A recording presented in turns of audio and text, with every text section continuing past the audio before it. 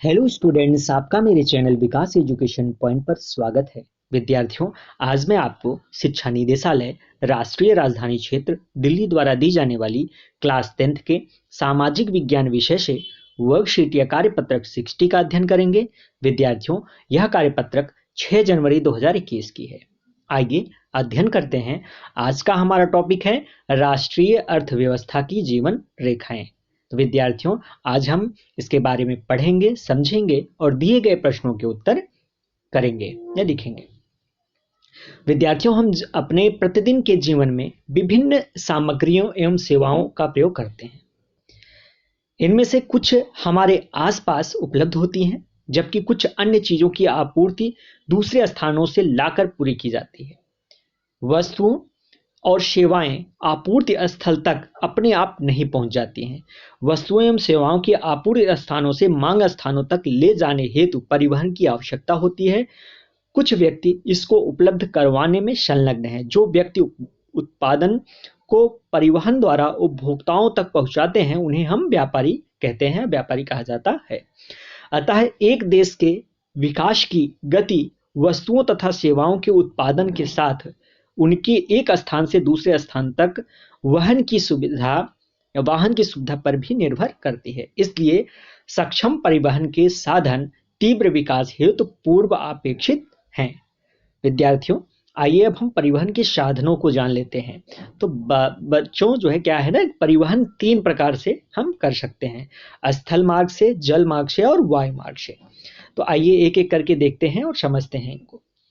तो स्थल मार्ग से देखेंगे बच्चों, स्थल मार्ग से सड़क परिवहन है, रेल परिवहन है, पाइपलाइन है। जबकि जल मार्ग से आंतरिक जल परिवहन है और समुद्री परिवहन है।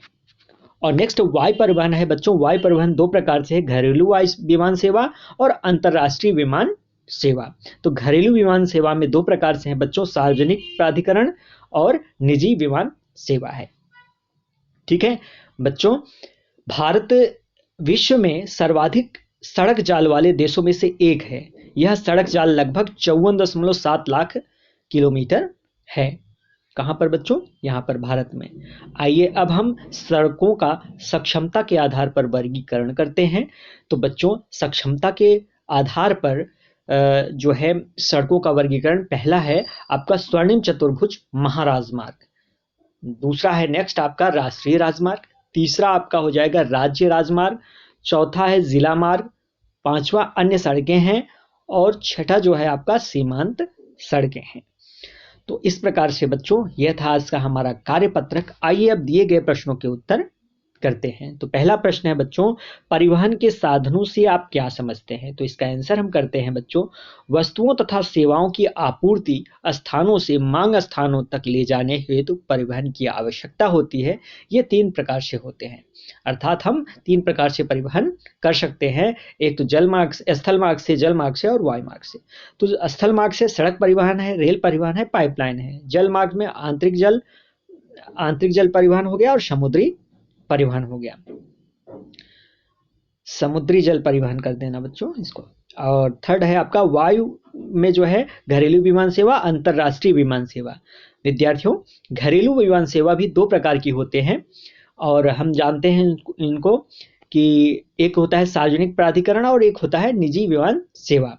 आइए नेक्स्ट क्वेश्चन देखते हैं बच्चों, देश के तीव्र विकास के लिए सक्षम परिवहन के साधन आवश्यक हैं, कथन की व्याख्या करनी है। तो इस प्रश्न का आंसर हम लिखते हैं बच्चों, क्वेश्चन नंबर 2 का आंसर करते हैं। देश में तीव्र विकास के लिए सक्षम परिवहन के साधन आवश्यक हैं, क्योंकि वस्तुओं तथा सेवाओं की आपूर्ति स्थानों से मांग स्थानों तक ले जाने हेतु परिवहन की आवश्यकता होती है। परिवहन के माध्यम से वस्तुएं उपभोक्ता तक पहुंचती हैं और बच्चों, किसी भी देश का विकास वस्तुओं तथा सेवाओं के उत्पादन के साथ साथ उनकी स्थानिक गतिशीलता पर निर्भर करता है। तो यह था आज का हमारा कार्यपत्रक बच्चों। कोविड-19 जैसे महामारी से सुरक्षित रहने के लिए हमें नियमित रूप से अपने हाथों को साबुन और पानी से धुलना चाहिए। धन्यवाद।